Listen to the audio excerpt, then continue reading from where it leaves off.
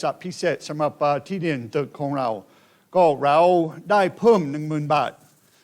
ตอนนี้เรามี 200,000 กว่าบาทประมาณ 260,000 บาทเรายังไม่ถึง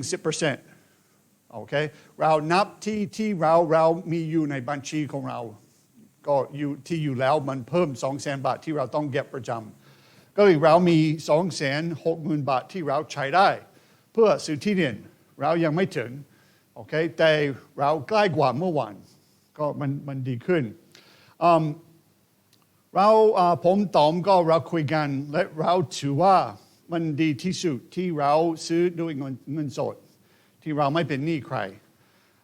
ถือว่าถ้าเราเป็นหนี้ก็เราจะเกรงใจธนาคารเราจะเกรงใจบุคคลและถ้าคริสตจักรมีปัญหาในอนาคตก็เราไม่มีทางเลือกก็ถือว่าคริสตจักรสมควรจะพึ่งพาพระเจ้าและคริสตจักรก็ส่วนมากเราจะขอพี่น้องเป็นคนที่ดูแลเราไม่ได้ขอคนที่ไม่ใช่เป็นคริสเตียนเราไม่ได้ขายอุปกรณ์ให้คนอื่นเราไม่ได้ขายบริการให้คนเป็นพูดเป็นคนอิสลามคนไม่ใช่เป็นคริสเตียนเพื่อเราจะหาเงินเราจะแค่รับการถวาย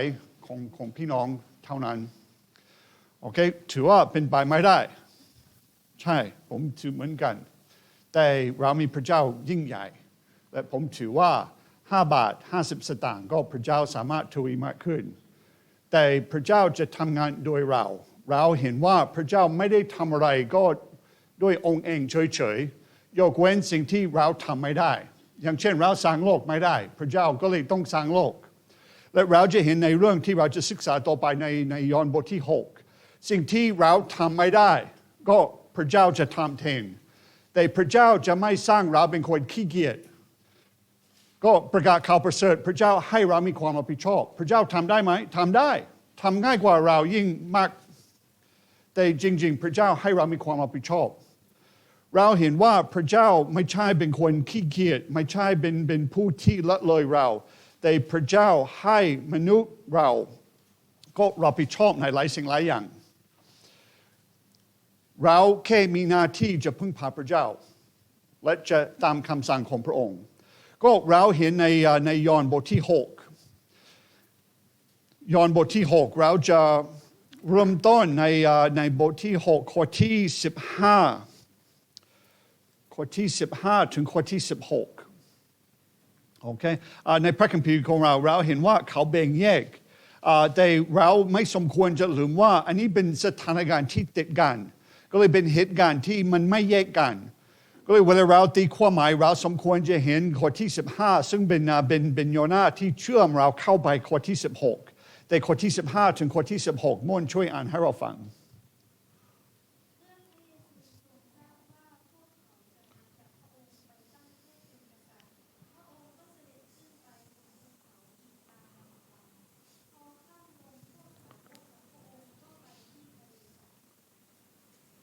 โอเคเราจะเปิดด้วยคำอธิษฐานสรรเสริญแด่พระบิดาเจ้าเราขอบพระคุณพระองค์สำหรับความยิ่งใหญ่ของพระองค์เราขอบคุณที่เราไม่ได้นับถือพระองค์ที่เราสร้างด้วยมือด้วยจินตนาการของเราเองแต่เรานมัสการพระองค์ที่ทรงดำรงอยู่ตลอดเป็นนิจไม่มีวันเริ่มต้นไม่มีวันสิ้นสุดและเราขอบคุณที่พระองค์รู้ทุกสิ่งทุกอย่างและเราแค่ต้องไว้ตัวเองในพระหัตถ์ของพระองค์และพระองค์ก็ทรงดูแลเราเป็นเมื่อเราพยายามอยู่นอกพระหัตถ์ของพระองค์ที่เราจะเริ่มมีปัญหาจริงๆขอพระองค์ทรงช่วยเราพึ่งพาพระองค์ในทุกสถานการณ์และช่วยเราเข้าใจว่าพระองค์ทรงรักเราและพระองค์อยากให้ดีที่สุดแก่เราเราอธิษฐานขอสิ่งเหล่านี้ในพระนามของพระเยซูคริสต์อาเมนก็คนที่เคยมีลูกคนที่ยังมีลูกอยู่เราเข้าใจว่าหลายครั้งเราตัดสินใจแทนลูกเป็นเรื่องที่ลูกไม่ค่อยชอบเท่าไหร่อย่างเช่นลูกใครก็ชอบไปโรงเรียนบางคนจะโกหกบอกว่าชอบมากแต่ถ้ามีทางเลือกเขาจะเล่น Xbox ที่บ้านลูกเขาจะทำการบ้านคิดว่าลูกส่วนมากจะเลือกทางใดเล่นเกมแน่นอนแต่เด็กบางคนก็เขาขี้โกงเขาเก่งเขารู้ว่าพ่อแม่เราอยากทำการบ้านเพราะว่าเขารู้ว่าถ้าเขาโชว์แบบนั้นก็พ่อแม่จะให้เพิ่มขึ้น ก็บางครั้งเขาหลอกเราเก่งแต่มันไม่ใช่เป็นเด็กเท่านั้นเราที่เป็นผู้ใหญ่เราไม่ค่อยชอบเวลาใครเลือกแทนเราไม่ค่อยชอบเวลาใครนำเราในสถานการณ์ในสิ่งที่เราไม่ชอบเป็นสิ่งที่ลำบากแต่ส่วนมากในชีวิตของเราที่เป็นผู้ใหญ่ก็เรามีอิสระก็เราสามารถเลือกจะกินผักหรือกินขนมเราสามารถเลือกจะไปเที่ยวหรือไปทำงานเราสามารถเลือกจะฝากเงินหรือใช้ทั้งหมดแต่พี่น้องบางครั้งพระเจ้าจะนำเราในสถานการณ์ที่เราไม่ค่อยชอบเป็นสถานการณ์ที่ให้เราอึดอัดเป็นสถานการณ์ที่ยากลำบากแต่พี่น้องลองดูเป็นพระเจ้าที่นำเราไปและผมอยากเสนอว่าพี่น้องอย่าพยายามเดาออกว่าพระเจ้านำเราในสถานการณ์แบบนี้ทำไมมันเปล่าประโยชน์เราแค่เป็นเหมือนหมอผีเราพยายามเห็นว่าเราได้อุบัติเหตุเพราะอะไรและเราจะดูใบชาที่อยู่ในน้ำยังไงก็เราจะเห็นว่าอ๋อ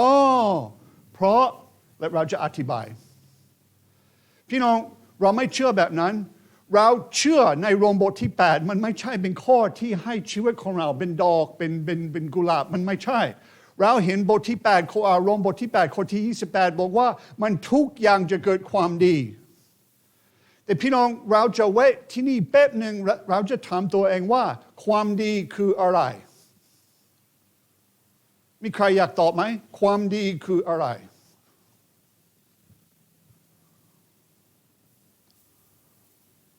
โอ้ยมันเงียบมาก test 1 2 test 1 2โอเคคิดว่ามัน work คนใช้ได้ไหมโอเคเห็นตาก็ไปโอเคแสดงว่าคนข้างหลังได้ยินก็ความดีคืออะไร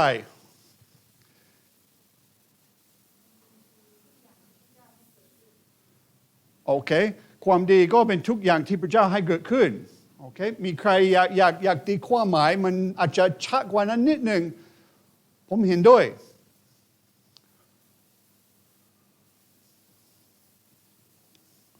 อันนี้เป็นความหมายที่คุณไม่ได้คิดแต่มันเป็นความหมายที่ดีก็ผมจะเพิ่มขึ้นนิดหนึ่งความดีก็เป็นสิ่งที่มีประโยชน์ต่อพระเจ้าถ้ามีประโยชน์ต่อพระเจ้าแสดงว่ามันเป็นความดีถ้าเป็นสิ่งที่ไม่มีประโยชน์ต่อพระเจ้าแสดงว่าเป็นสิ่งชั่วพี่น้องอันนี้มันจะเปลี่ยนมุมมองของเราเลยเกี่ยวกับความดีและความชั่วเพราะว่าเราชอบคิดถึงใครเวลาเราคิดถึงอะไรดีอะไรชั่วใช่เราอยากคิดถึงพระเจ้าตัวเองแต่พี่น้องเราไม่ใช่เป็นพระเจ้ามันลูกของเราคือไม่ชอบพูดกับลูกตลอดและลูกบอกว่าทำไมพ่อเราต้องทำอย่างนี้เราต้องทำแบบนั้นและเราบอกว่าเพราะว่าครอบครัวเราจะทำคุณเป็นคนหนึ่งในครอบครัวก็เลยเราจะไปด้วยในต่อไปก็ลูกอาจจะเริ่มเห็นประโยชน์หรือเขาจะไม่เห็นประโยชน์ก็ได้แต่เห็นว่าพ่อแม่ก็อยากให้ความดีเกิดขึ้นแต่ถ้ามันความดีเกิดขึ้นกับพ่อแม่แสดงว่าความดีจะเกิดขึ้นกับลูกด้วยก็พี่น้องเวลาเราคิดถึงอะไรดีอะไรชั่วหลายครั้งเราชอบเดาออกเราชอบคิดออกโอ้ลูกของเราเสียชีวิตความดีอะไรจะเกิดขึ้นพี่น้องมันเข้าใจยากแต่ไม่แต่ลูกของเราเสียชีวิตอันนั้นเป็นสิ่งที่มันลำบากที่สุดที่ผมสามารถนึกถึงลูกของเราเสียชีวิตก่อนเวลาแต่พี่น้องเราสามารถพึ่งพาว่าพระเจ้าจะเกิดความดีแต่เวลาเราพยายามสงสัยมันความดีอะไรจะเกิดขึ้นพี่น้องเราจะให้พระเจ้าอยู่จำกัดหรือเราจะท้อถอยเราจะถือว่ามันไม่ไหวเพราะว่าเราไม่เข้าใจว่าพระเจ้าอันนี้มันเกิดขึ้นทำไมอันนี้เกี่ยวกับโรมบทขอโทษยอห์นบทที่6ได้ยังไงพี่น้องมันเกี่ยวข้องเลยเพราะว่าเราเห็นว่าในข้อที่15ซึ่งเป็นโยนาที่เชื่อมไปเราเห็นว่าเมื่อพระเยซูทรงทราบว่าพวกเขาจะมาจับพระองค์ไปตั้งให้เป็นกษัตริย์พระองค์ก็เสด็จขึ้นไปบนภูเขาอีกตามลำพัง ก็พี่น้องเวลาเราเห็นสิ่งนี้และเวลาเราเปรียบเทียบกับมัทธิวบทที่14เราเห็นว่ามี 5,000 คนที่เป็นผู้ชายและน่าจะมีหลายพันคนที่เป็นผู้หญิงกับเด็กด้วยเขาอยากจับพระเยซูคริสต์เป็นกษัตริย์และพระเยซูคริสต์ทำอะไรให้พวกสาวกของพระองค์ก็หนีไปขึ้นในเรือและหนีไปแต่พี่น้องอันนี้เป็นเหตุผลเดียวที่พระเจ้าให้สาวกขึ้นในเรือไหมเราไม่ทราบแต่ผมเข้าใจว่าเวลาเราแค่คิดอย่างนั้นพี่น้องเราจะคิดแคบเกินไปอยากให้เราเปิดดูในมัทธิวบทที่14เพื่อเราจะเห็นสถานการณ์อีกเพราะในมัทธิวมาระโกและยอห์นก็เขาอ้างถึงเหตุการณ์นี้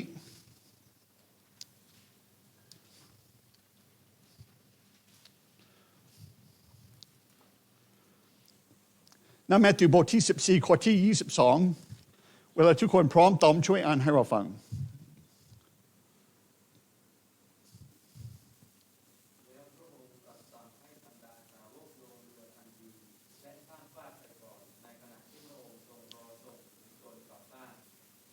โอเคเราเห็นคำที่น่าสนใจสั่งให้บรรดาสาวกก็ลงเรือทันทีพระเยซูคริสต์ไม่ได้ถ้าพอดีถ้าสนใจก็ขอขึ้นในเรือมันไม่ใช่พระเยซูคริสต์สั่งเขาไปแต่ถ้าคุณไม่เป็นพวกสาวกคนหนึ่งรู้ไหมคำที่เราจะใช้เป็นคำว่าอะไรทำไมเราต้องลงในเรือตอนนี้เรามารับใช้ 5,000 คนเรามารับใช้ก็เป็นพันคนทำไมเราต้องลงในเรือขออธิบายสิพี่น้องชีวิตของเราเป็นชีวิตที่ขี้สงสัยเราไม่อยากเชื่อพระเจ้าจนถึงเราเข้าใจเหตุผลพี่น้องถ้าลูกของเราเป็นแบบนั้นเราเรียกว่าอะไรดื้อแต่เวลาเราเป็นแบบนั้นกับพระเจ้าเราถือว่าฉลาดพี่น้องมันไม่ใช่เวลาเราสงสัยพระเจ้ามีคำสั่งเราต้องพึ่งพาว่านั่นจะเกิดความดีแต่หลายครั้งเราอยากสงสัยว่าถ้าเราทำอย่างนี้กี่คนจะมาโบสถ์ถ้าเราจะทำอย่างนี้ก็กี่คนจะรับเชื่อถ้าเราทำอย่างนั้นก็ควรจะลาออกกี่คนพี่น้องเวลาเราเริ่มพูดถึงผลแสดงว่าเรากำลังสงสัยพระเจ้าเราสงสัยว่าพระเจ้ารู้ความจริงหรือเปล่าและพี่น้องหลายครั้งในกรณีที่เราไม่รู้ตัวเราตั้งตัวเองเป็นพระเจ้าเราตั้งตัวเองอยู่เหนือพระเจ้าต้องตอบเราผมอยากเห็นประชาชนในประเทศไทยทำแบบนั้นกับนายกหรือกษัตริย์ของเราจริงๆเราจะไม่ทำเลยและพี่น้องเราไม่สมควรทำแต่จริงๆเราจะไม่ทำกษัตริย์ในโลกแต่พระเจ้าที่สร้างทุกสิ่งทุกอย่างเราสงสัยตลอดมันน่าเกลียดมันยิ่งกว่าดื้ออันนี้เป็นกบฏก็สิ่งแรกที่อยากให้เราเห็นพระเจ้าส่งเขาออกและพี่น้องเวลาเราเห็นสถานการณ์เราอาจจะเดาออกว่าเพราะพระเจ้าอยากป้องกันชีวิตของเขาแต่พี่น้องผมถือว่ามันจะเป็นยิ่งกว่านั้นอีกเป็นยิ่งกว่านั้นอีกเพราะว่าพระเจ้าอยากป้องกันเขาจากใจของตนเองเขาน่าจะถือว่าพระเจ้าให้เรารอดจากคนจำนวนมากที่อยากจับพระองค์เป็นกษัตริย์และเวลาพระองค์ปฏิเสธเป็นกษัตริย์คิดว่าเขาจะพอใจไหมโอ้โหมีคนเยอะขนาดนั้นที่ไม่พอใจไม่ทราบอะไรจะเกิดขึ้นกับพวกสาวกเราจะถือว่าพระองค์ก็เลยเห็นแก่เขาก็สั่งเขาจะขึ้นในเรือและเขาออกไปปลอดภัยแต่เราจะเห็นต่อไปมีสิ่งที่น่าสนใจเกิดขึ้นแต่ก่อนเราเห็นนั้นอยากให้เราเข้าใจพี่น้องบางครั้งเป็นรายละเอียดที่ช่วยเราเห็นพระคัมภีร์ชัดขึ้นก็สิ่งแรกที่เราเห็นเป็นความคิดเป็นการตัดสินใจเป็นคำสั่งของพระองค์ความทรงของพระองค์จะให้เขาขึ้นในเรืออันนี้ไม่ใช่เป็นไอเดียของพวกสาวกแต่เป็นน้ำพระทัยของพระเจ้าก็ที่สองที่เราอยากให้เราสังเกตสถานการณ์เป็นยังไงเราเห็นในข้อที่16 พอข้ามลงพวกสาวกก็เราเห็นว่าเป็นเริ่มเป็นกลางคืนในข้อที่17ก็เราจะเห็นว่าขณะนั้นมืดแล้วพี่น้องเวลาเราอ่านยอห์นและเวลาเราอ่านยอห์นด้วยละเอียดเราจะเห็นว่ายอห์นชอบเปรียบเทียบความสว่างกับความมืดจริงๆเวลาเราอ่าน1ยอห์นเราจะเห็นชัดกว่านี้อีกเราเห็นว่าคนที่อยู่ในความมืดเป็นคนที่ตามปัญญาของตนเองแต่คนที่อยู่ในความสว่างเป็นคนที่อยู่ในปัญญาของพระเจ้าเราเห็นยอห์นชอบเปรียบเทียบความสว่างกับความมืดและเราจะเห็นอีกต่อไปพระเยซูคริสต์จะเรียกองค์เองว่าเป็นความสว่างแห่งโลกและคิดว่าเป็นบังเอิญที่ผู้ที่ดลใจพระคัมภีร์ให้มีละเอียดขนาดนั้นมันเกี่ยวกับเรื่องยังไงที่เกิดเป็นกลางคืนที่เริ่มมืดพี่น้องหลายครั้งสถานการณ์แบบนั้นมันแสดงจิตใจของคนที่อยู่เป็นยังไงแสดงว่าพวกสาวกน่าจะอยู่ในความมืดคือไม่คิดว่ามันอ่านลึกเกินไปมันน่าจะไม่ใช่พี่น้องรอแป๊บนึงเราจะเห็นผมคิดนะผมไม่ได้เสนอว่าอันนี้เป็นความหมายโดยตรงแต่ผมคิดเขาอยู่ในความมืดเพราะอะไรเพราะเขาน่าจะพยายามวิเคราะห์เห็นว่ามีเหตุมีผลทำไมพระเยซูคริสต์อยากเลี้ยง 5,000 คนหลังจากนั้นอยากให้สาวกขึ้นในเรือผมถือว่าเขาน่าจะเห็นว่าโอ้พระเยซูดีจังก็ให้เรารอดจากคนนั้นก็อาจจะจับฆ่าเราแต่จริงๆพระเยซูคริสต์ก็เห็นแก่เราพระองค์ก็ให้เรามีทางรอดโอ้มันดีสุดยอดพี่น้องอันนี้เป็นวิธีที่เราคิดตลอดใช่หรือเปล่าเราชอบขอบคุณพระเจ้าเวลาเราเห็นผลเราชอบขอบคุณพระเจ้าเวลาเราเข้าใจมีเหตุอะไรเพราะอะไรเราชอบขอบคุณพระเจ้าแบบนั้นแต่ใครชอบขอบคุณพระเจ้าที่เราอยู่ในความมืดที่เราไม่ทราบทางใดเป็นทางที่ถูกต้องพี่น้องเวลาพระเจ้าไม่ให้ที่ดินแก่เราจะขอบคุณพระเจ้าไหมเวลาเราต้องเช่าอีก30 ปีอีก50 ปีเราจะขอบคุณพระเจ้าไหมหรือเราจะแค่ขอบคุณสรรเสริญพระเจ้าเวลาพระเจ้าให้ที่ดินแก่เราโดยอัศจรรย์มีส่วนหนึ่งในใจของคุณไหมหวังว่าเราไม่มีเงินพอเพราะว่าผมห่วงเวลาเราอยู่สบายคริสตจักรของเราจะเป็นยังไงคริสตจักรของเราก็จะหลงทางจะเริ่มอยู่เฉยๆพวกสาวกเขาน่าจะถือว่าพระเจ้าช่วยเราแต่พระคัมภีร์บอกว่าเขาอยู่ในความมืดเราเข้าใจว่ามันเป็นสิ่งที่เราอ่านลึกในความหมายพระคัมภีร์ไม่ได้บอกว่าเขาอยู่ในความมืดแต่เขา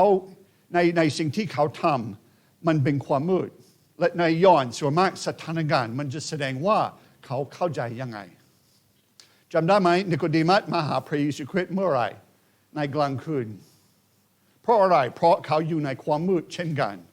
และพระเยซูคริสต์พยายามสอนให้เขาสามารถเข้าในความสว่างก็พี่น้อง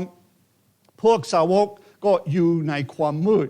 เพราะความเข้าใจของเขาก็มันน่าจะถูกต้องและเราเห็นต่อไป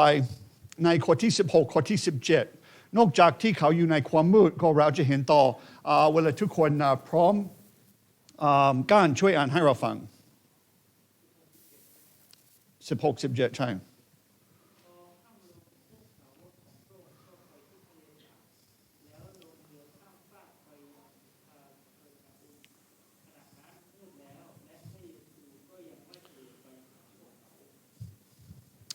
Now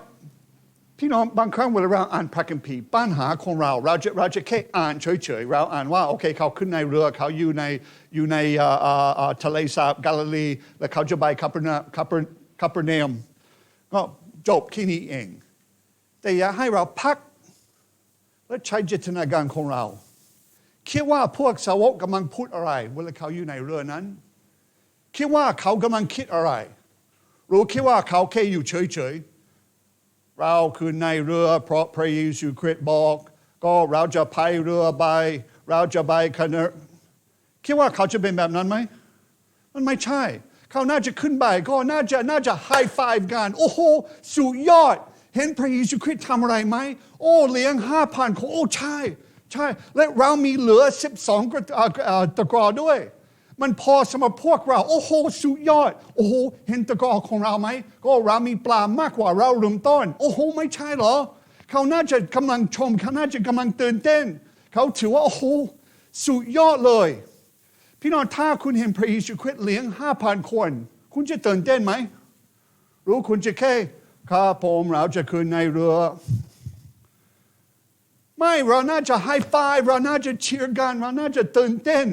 เวลาเราพายเรือเราไม่เหนื่อยเราโอ้โหสุดยอดและพระเยซูคริสต์จะนำเราทำอะไรต่อโอ้โหมันตื่นเต้นตอนนี้เราอยู่กับพระเยซูคริสต์ก็มันไม่ถึงปีและเราเห็นใหญ่ขนาดนี้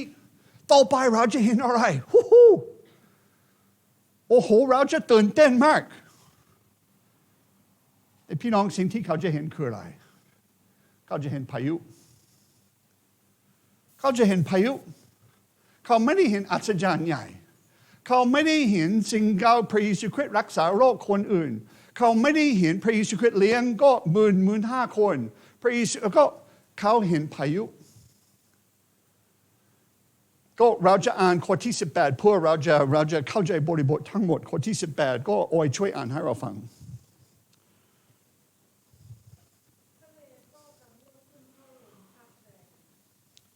โอเคข้อที่18มันตีความหมายง่ายใช่ไหมก็มีพายุมันเกี่ยวอะไรพี่น้องบางครั้งเราอ่านพระคัมภีร์แบบนั้นอ๋อมีพายุ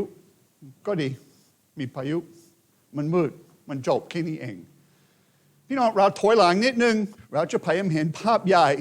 เวลาเราไปพิพิธภัณฑ์ก็เราเห็นภาพถ้าเราดูละเอียดขนาดนี้เราไม่ค่อยเข้าใจว่ามันสวยเท่าไหร่แต่เวลาเราถอยหลังเราจะอ้าว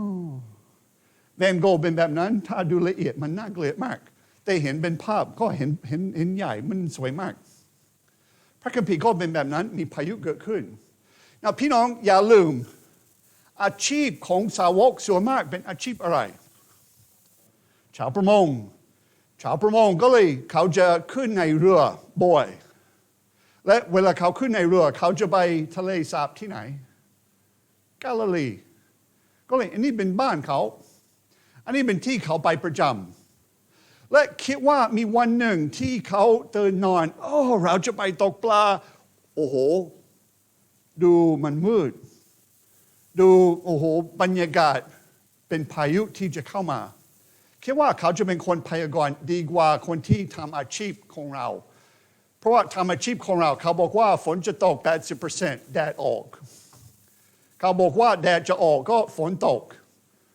ผมกลัววันที่เขาจะพยากรณ์ว่าก็หิมะตกอะไรจะเกิดขึ้นก็พี่น้องคนพยากรณ์ก็เป็นอาชีพของเขาแต่คนนี้เป็นอาชีพเขาพึ่งพาเขาสามารถอ่านอากาศดียังไงเพราะว่าพี่น้องในเรือของเขามันไม่ใช่เป็นเรือใหญ่ที่มีเครื่องแต่เป็นเรือที่เล็กนิดหน่อยมันเหมาะมี12 คนที่อยู่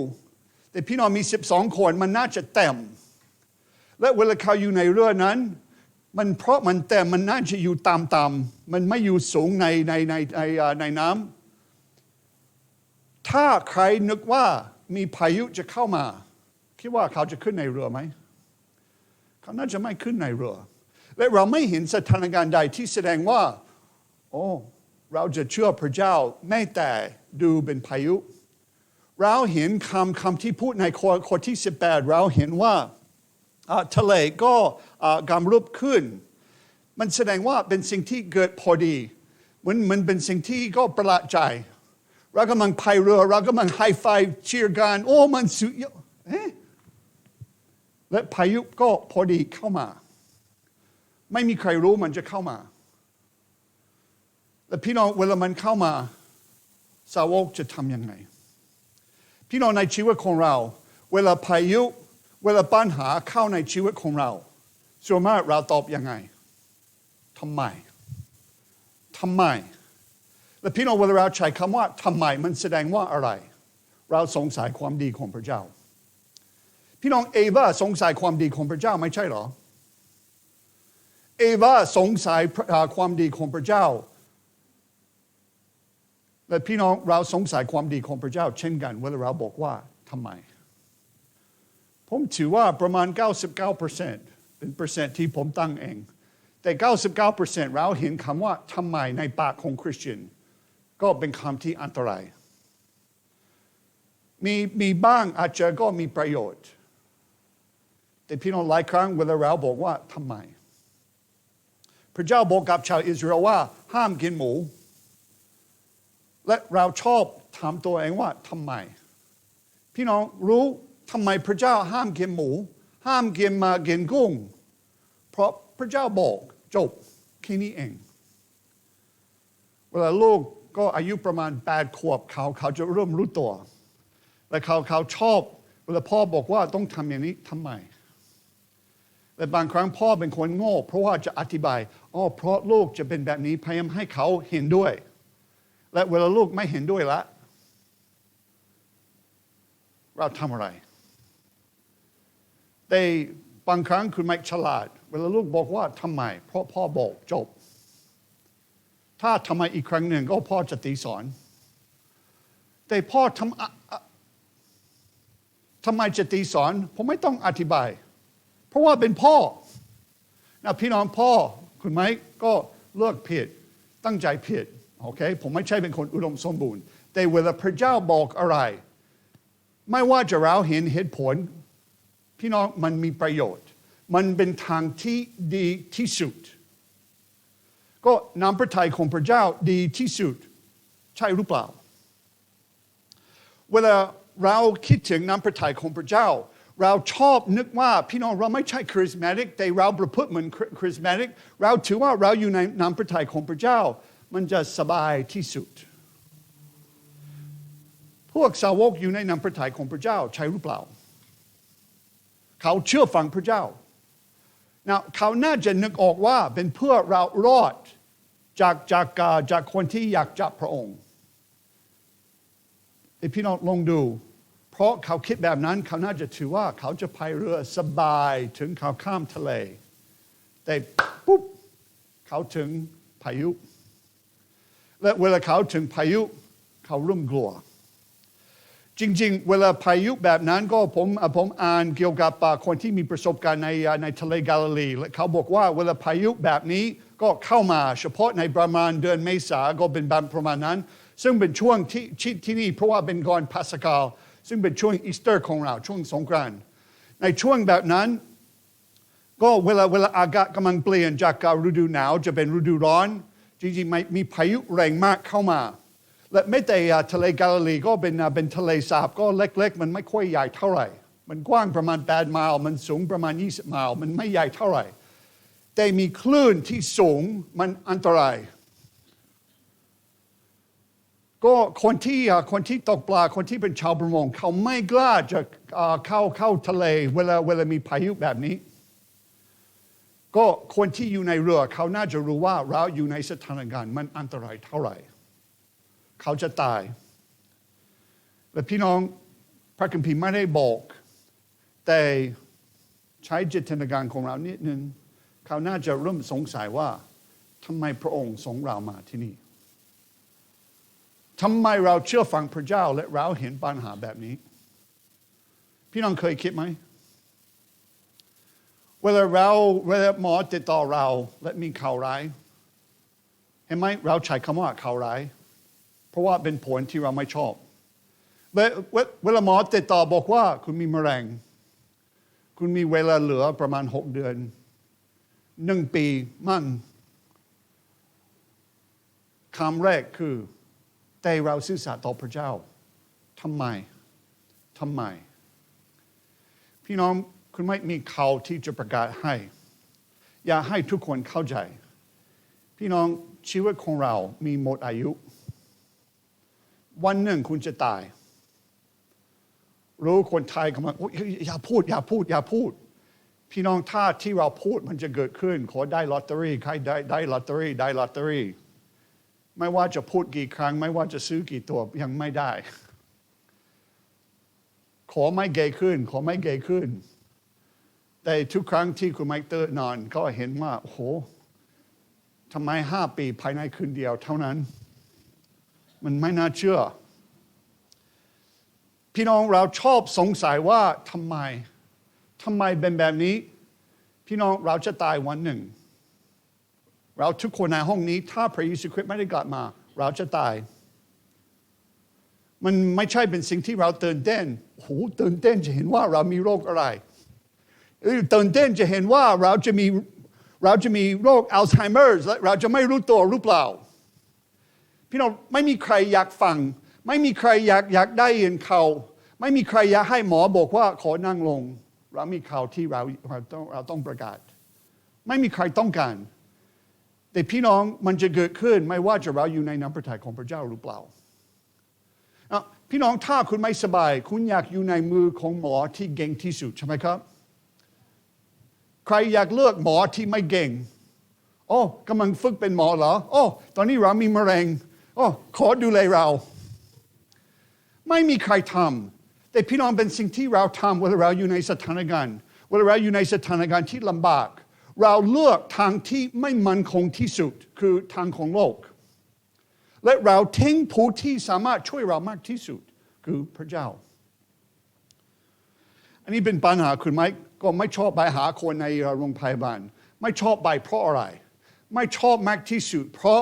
คุณไม่ทำอะไรไม่ได้เวลาไปก็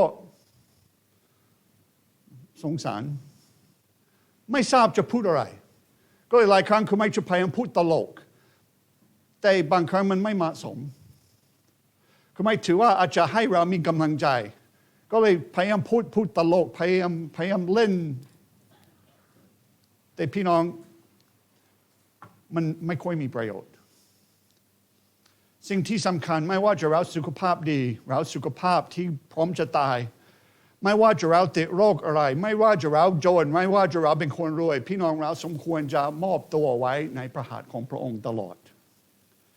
พวกสาวกมอบตัวไว้ในพระหัตถ์ของพระองค์และมีพายุเกิดขึ้น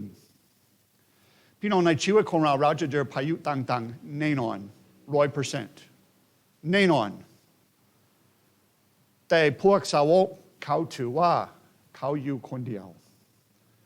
เขาต้องพึ่งพาตนเองเหมือนพระเยซูคริสต์ลืมเขาไปเราจะอ่านข้อที่19ข้อที่19เวลาทุกคนพร้อมลูกาช่วยอ่านให้เราฟัง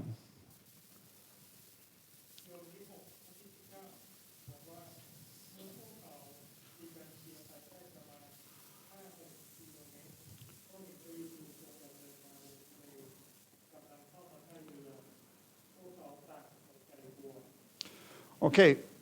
พี่น้องเวลาเราอ่านเหมือนเขากลัวพระเยซูคริสต์เดินบนทะเลแต่จริงๆในภาษากรีกเราจะเห็นว่าอันนี้เป็นสถานการณ์ของเขาเวลาเขาเจอพระเยซูเขาเป็นคนกลัวเขาน่าจะกลัวเพราะพายุที่เกิดขึ้นเขาอยู่ประมาณ 5-6 กิโลแสดงว่าเขาว่ายน้ำกลับไปที่เดิมไม่ได้เหมือนเขาอยู่เกือบทางเมื่อกลางไม่มีทางรอดเขาจะทำอะไรไม่ได้เขาก็เลยกลัวพี่น้องรู้ไหมความกลัวเป็นอารมณ์ที่แสดงว่าเราช่วยตนเองไม่ได้แสดงว่าเราอยู่นอกจากสถานการณ์ที่สบายใจจริงๆเรากลัวผีเพราะอะไรเพราะถ้ามีผีจริงๆก็ปรากฏมาเราไม่ทราบจะทำอะไรฆ่ามันจริงๆเราคิดว่าผีจะหนีไหมไม่เราจะใช้ปืนก็เราจะแค่จะทำอะไรในบ้านเพราะว่ามันจะพันตัวไม่ได้เสนอว่าผีก็เป็นความจริงแต่ก็เรากลัวคนที่แอบเข้าในบ้านของเราและฆ่าเราเพราะอะไรเพราะเราเข้าใจว่าเราต้องตื่นนอนและเวลาเรากลัวสิ่งนั้นเราทำอะไรเราไม่นอนเราไม่นอนเพราะอะไรเพราะเราจะพึ่งพาตนเองเราถือว่าเราต้องเฝ้าบ้านของเราก็เลยเป็นวิธีที่เราแก้ความกลัวเวลาคุณไม่อยู่ในรถกับคนที่ขับแท็กซี่กรุงเทพก็หลายครั้งรู้สึกกลัวเพราะอะไรเพราะคุณไม่ชอบถามเขาว่าวันนี้ทำงานนานเท่าไหร่บางคนบอกว่าโอ้ตั้งแต่อาทิตย์ที่แล้วและเวลาเขาขับรถดูแบบนั้นเขาขับรถแบบนี้130 กิโลในถนนทางด่วนและเขาขับรถ มีลูกกี่คนก็คุณไม่ต้องพยายามแก้ไขคุณไม่ต้องพยายามใช้ต้องและกลัวเพราะอะไรเพราะเขาเป็นคนขับไม่ใช่คุณไหมแต่ถ้าผมขับเองผมกลัวไหมไม่กลัวเพราะอะไรเพราะผมเป็นคนที่ควบคุมผมเป็นคนที่ครอบครองในชีวิตของเราเช่นกันพี่น้องเวลาเราเป็นเจ้าของเวลาเราเป็นคนที่จัดการเราไม่กลัวแต่เวลามันลื่นออกจากมือของเราเริ่มกลัวไม่ว่าจะเป็นสถานการณ์ใดพี่น้องความกลัวแสดงว่าเราไม่เป็นคนบังคับเราไม่เป็นคนที่เป็นหัวหน้าเราก็เลยกลัวบางคนกลัวถ้าคุณไม่ก็เกษียณและกลับไปอเมริกาคริสตจักรของเราเป็นยังไงมันพิสูจน์ว่าอะไรพิสูจน์ว่าคุณพึ่งพาคุณไม่มากกว่าพระเจ้าอันนี้พิสูจน์ชัดมากว่าเราไม่ใช่คุณไหมแต่เห็นไหมมีคำอื่นที่คริสเตียนนิยมใช้คำว่าแต่ไม่ใช่คุณไหมแต่เราจะทำยังไงเรามีคนหนุ่มที่เป็นศิษยาภิบาลของเรากลัวจะไม่ทำดีเห็นไหมต้องมอบให้แก่มือในมือของคนอื่นเราก็เลยกลัวพี่น้องส่วนมากเรากลัวเพราะเราจัดการเองไม่ได้แค่พิจารณาชีวิตของตนเองส่วนมากคุณกลัวมากที่สุดเป็นเมื่ออำนาจก็ลื่นออกจากมือมากที่สุดคนนี้กลัวเพราะอะไรเพราะพระเจ้าส่งเขาไปทะเลและเขาทำอะไรเองไม่ได้แต่พี่น้องอย่าลืมเขาเพิ่งเห็นพระเยซูคริสต์เลี้ยง 5,000 คนเขาเพิ่งเห็นพระเยซูคริสต์ก่อนเหตุการณ์นั้นก็เพิ่งเห็นพระเยซูคริสต์รักษาโรคหลายแบบแต่ในสถานการณ์นี้เขายังกลัวเราถามตัวเองว่าเป็นไปได้ยังไงเป็นไปได้ยังไงที่เขากลัวพี่น้องพระเจ้าให้เรามีตึกใหม่พระเจ้าให้เรามีเงินพอเพื่อจะตกแต่งมันสวยมากและเราฉลองเราเชิญโบสถ์อื่นมาฉลองกับเราประชุมแรกก็เราทุกคนแฮปปี้พี่น้องอันนั้นมันง่ายไม่แต่พุทธไม่แต่อิสลามไม่แต่คนที่ไม่ใช่เป็นคริสเตียนเขาสามารถมีความสุขในกรณีนั้นได้เขาสามารถแฮปปี้แต่ตึกนี้เขาขายเราไม่มีตึกเราต้องหาเต็นท์แต่เราไม่มีเต็นท์เราก็เลยหวังว่าเราสามารถหาต้นเพื่อเรามีร่มแต่หาไม่เจอเราก็เลยเราต้องมีประชุมในแดดเราต้องมีประชุมข้างนอกเราไม่มีเครื่องเสียงเรายังขอบคุณพระเจ้าไหมหรือเราจะร้องเพลงพระคุณพระเจ้าก็ดีสำหรับคนอื่นแต่สำหรับเราไม่มีเลยพี่น้องเรายังขอบคุณพระเจ้าไม่แต่เราอยู่ในสถานการณ์ยากไหมส่วนมากไม่ใช่เราชอบใช้คำว่าทำไมและเรากลัวพวกสาวกนี้เขากลัวแต่พระเยซูคริสต์มาหาเขาในมัทธิวบทที่14เราจะเห็นว่าเปโตรเองจะทดสอบพระเยซูคริสต์ด้วยจะบอกว่าถ้าเป็นพระองค์เองขอให้เราเดินบนน้ำด้วยและพระเยซูคริสต์เชิญเข้ามาและเวลาเปโตรออกไปเปโตรก็เดินบนน้ำพี่น้องอยากเห็นไหมอยากเห็นพี่น้องคนหนึ่งในคริสตจักรบอกว่าขอทำอัศจรรย์ในชื่อของพระองค์และเราเห็นเขาทำและเปโตรกำลังเดินบนน้ำและเขาเริ่มสนใจคลื่นเขาเริ่มสนใจลมเขาเริ่มจุ่มน้ำแม้แต่เขาอยู่ในสถานการณ์ที่ทำอัศจรรย์เขายังสงสัยยอนไม่ได้อ้างถึงเราจะไม่เน้นถึงอันนั้นจริงๆมีรูปภาพเยอะแยะที่เราสามารถเห็นแต่พี่น้องอยากให้เราเข้าใจเรากลัวแต่พี่น้องเวลาเรากลัวอะไรเกิดขึ้นพระเยซูคริสต์เสด็จมาเราเป็นมนุษย์และเราจะกลัวแน่นอนแต่พี่น้องรู้ไหมคนที่เป็นคริสเตียนไม่แต่เราลงในความบาปและเรากลัวและเราใช้คำว่าทำไมพระเยซูคริสต์จะเสด็จมา พระเยซูคริสต์จะมาช่วยเราพี่น้องเวลาเราอยู่ในโรงพยาบาลและเมื่อเราทิ้งพระเยซูเราทิ้งพระเจ้า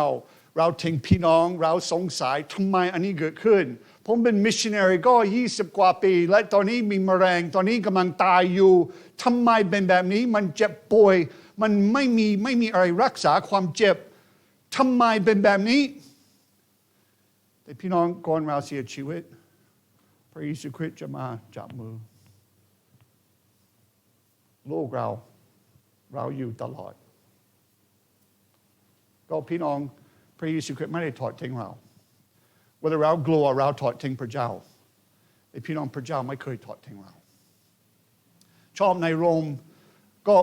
ไม่มีอะไรสามารถแยกเราจากความรักของพระเจ้าพี่น้องเวลาเราเชื่อในพระเยซูคริสต์เราเป็นลูกของพระองค์และพระเจ้าจะไม่ทอดทิ้งเราพระเจ้าจะตีสอนเราบ้างแต่พี่น้องพระเจ้าจะไม่ทอดทิ้งเราจำได้ไหมอิสราเอลเวลาเขาออกในเขาออกเดินทางในทินทุรกันดารจริงๆเขาสรรเสริญพระเจ้าใช่หรือเปล่าเขาสรรเสริญพระเจ้าเพราะเขาออกจากอียิปต์โอ้โหเขาน่าจะไฮไฟว์เหมือนกันโอ้โหเห็นโมเสสทำอะไรกับเฟโรห์เฟโรห์ดูน่าอายมากโอ้สุดยอดพระเจ้ายิ่งใหญ่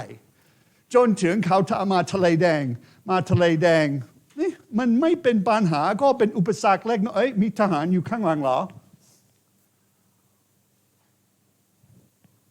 โมเสสทำไมน้ำเราตายที่นี่จริงๆมีอุโมงค์ในอียิปต์ไม่ใช่เหรอ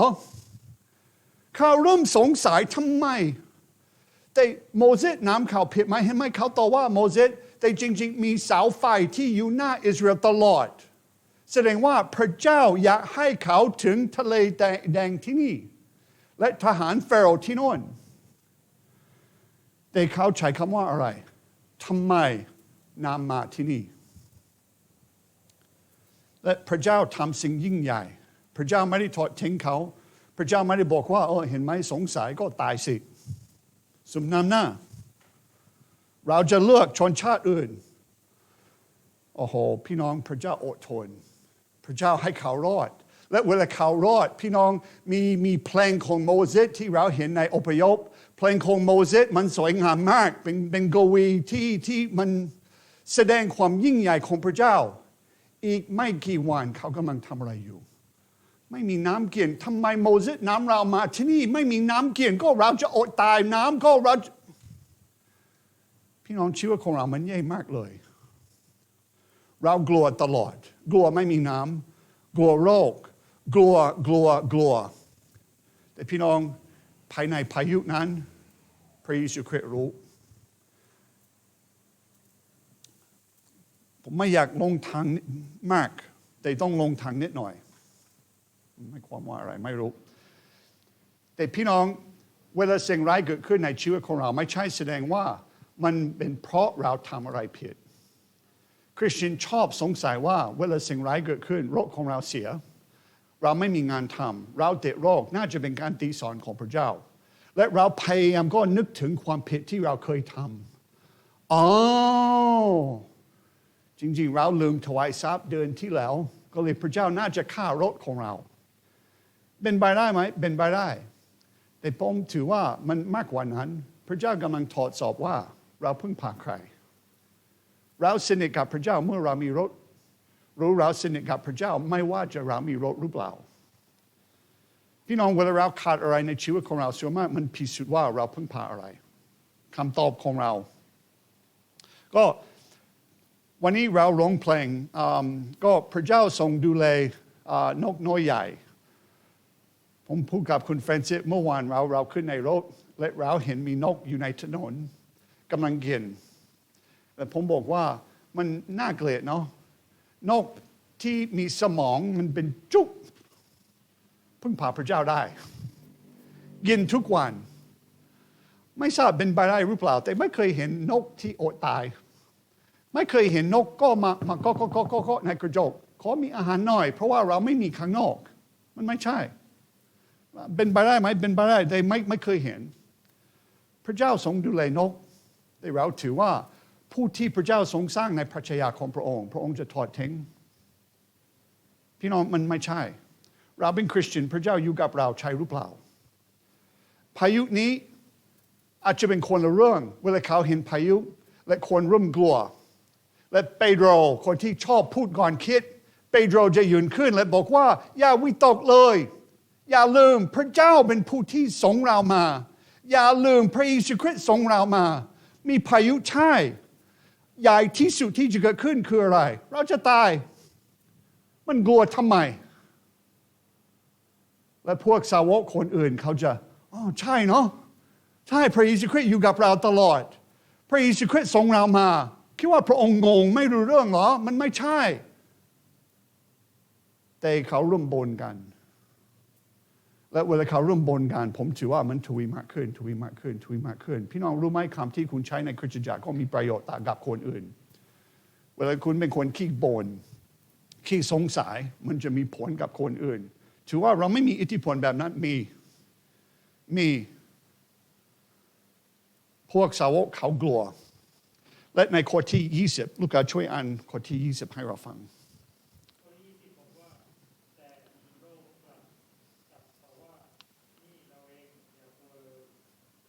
นี่เราเองอย่ากลัวเลยชอบสดุดีบทที่23บอกว่าก็ไม่แต่เราผ่านไปหุบมัจจุราชหุบเขามัจจุราชก็ไม่แต่เราอยู่ในสถานการณ์ความตายไม่แต่เราอยู่ในสถานการณ์ที่แย่ที่สุดพระองค์บอกว่าเราอยู่กับคุณเราอยู่กับเจ้าพี่น้องมันไม่ได้สัญญาว่าเราจะไม่เดินผ่านหุบเขามัจจุราชแต่มันบอกว่าเมื่อเราอยู่พระองค์ทรงอยู่กับเราพี่น้องส่วนมากผมสนิทที่สุดกับพ่อแม่เมื่อเป็นเด็กเล็กๆผมสนิทที่สุดเมื่อกลัวเพราะเมื่อกลัวจะเรียกพ่อแม่ผมจำได้เวลาเป็นเด็กเล็กๆคือไม่กลัวแวมไพร์กลัวทำไมก็ไม่รู้แต่เคยดูทีวีมีโชว์ในทีวีคือไม่กลัวมากและเวลานอนหลับผมมั่นใจ 100% มีแวมไพร์ที่อยู่ในตู้กำลังรอแม่จะจุบฝันดีลูกนั่นเป็นคำที่น่ากลัวมากเพราะว่าเวลาแม่บอกว่าฝันดีลูกจะปิดไฟและออกห้องและทำไมจะกลัวพี่น้องมีแวมไพร์ไหมมันไม่มีเห็นไหมคือไม่กลัวไม่มีเหตุผลเหมือนสาวกผมกลัวหนักมากจำได้ตอนนี้ยังมีความรู้สึกมันกลัวและจะเริ่มฟังเสียงด้วยเป็นผีไหมไม่ทราบเป็นอะไรแต่เริ่มฟังเสียงอาจจะเป็นหนูก็ได้ก็ได้ฟังเสียงและรู้มั่นใจในสมองของคุณไหมเป็นแวมไพร์ก็เลยทำอะไรแม่และแม่ทำอะไรเข้าไปและเวลาแม่เข้าไปมันแปลกมากเพราะว่าแวมไพร์เสียหายไม่น่าเชื่อแวมไพร์กลัวผู้หญิงก็เป็นแม่มากขนาดนั้นแต่แวมไพร์ก็เสียหายแต่แวมไพร์จะกลับมาเมื่อไหร่เมื่อแม่บอกว่าเห็นไหมมันไม่มีอะไรใช่เนาะไม่มีอะไรก็ลูกจะมั่นใจแม่บอกว่าฟันดีลูกเขาออกไปภายใน5 วินาทีแวมไพร์กลับมาแล้วพี่น้องเราเรื่องตลกเราเรื่องสนุกแต่เราทุกคนอาจจะเคยเป็นแต่พี่น้องเราเช่นกันเราถือว่าเรามีปัญหาเรามีโรคเราไม่มีต่างเราขอพระองค์และพระองค์บอกว่ามีอะไรลูกเราไม่มีงานทำเราไม่ทราบจะทำอะไรและพระองค์บอกว่าลูกอย่ากลัวเราอยู่และเรารู้สึกดีขึ้นต่อไปตาของเราไม่ดูพระองค์ภายใน5 วินาทีเรากลัวอีกและพี่น้องรู้ไหมพระองค์ทำยังไงครั้งที่2พระองค์มาหาเราอีกพระองค์ไม่เบื่อพระองค์มาหาเราพระองค์รู้เราอ่อนแอเท่าไหร่พระองค์มาหาเราและบอกว่าลูกอย่ากลัวเลยอย่ากลัวเราไม่เห็นว่าพระองค์อึดอัดกับสาวกที่เขากลัวไม่แต่เขาเพิ่งเห็นอัศจรรย์ใหญ่พระเยซูคริสต์บอกว่าอย่ากลัวเป็นเราเองพี่น้องเวลาเราออกจากโบสถ์วันนี้เราจะออกไปคนละที่เราอาจจะออกไปสถานการณ์ที่มันยากคุณอาจจะมีปัญหาในงานทำคุณอาจจะมีปัญหาเงิน คุณอาจจะมีปัญหากับครอบครัวคุณอาจจะมีปัญหาคุณพร้อมจะหย่ากันคุณอาจจะคุณอาจจะกลัวเพราะว่าไปตรวจเลือดวันพฤหัสและวันจันทร์จะออกข่าวและคุณห่วงถ้าเป็นอย่างนี้ถ้าเป็นอย่างนั้นพี่นายเป็นแวมไพร์เราไม่ต้องห่วงเพราะอะไรเพราะพี่น้องเวลาเรายิ่งกลัวพระเยซูคริสต์ยิ่งมาติดกับเราแต่หลายครั้งเวลาเรากลัวเราชอบทำอะไรเราชอบปิดพระคัมภีร์เราชอบลาจากคริสตจักรเราชอบแยกกับพี่น้องแต่พี่น้องเวลาเรากลัวอันนี้เป็นช่วงที่เราสมควรจะมาสนิทกันอันนี้เป็นช่วงที่เราสมควรจะมาร่วมกันอันนี้เป็นช่วงเวลาที่เราสมควรจะพึ่งพาพระเจ้าพระเยซูคริสต์บอกว่าอย่ากลัวเราอยู่และเราเห็นในข้อที่21ข้อที่21ลูกาช่วยอ่าน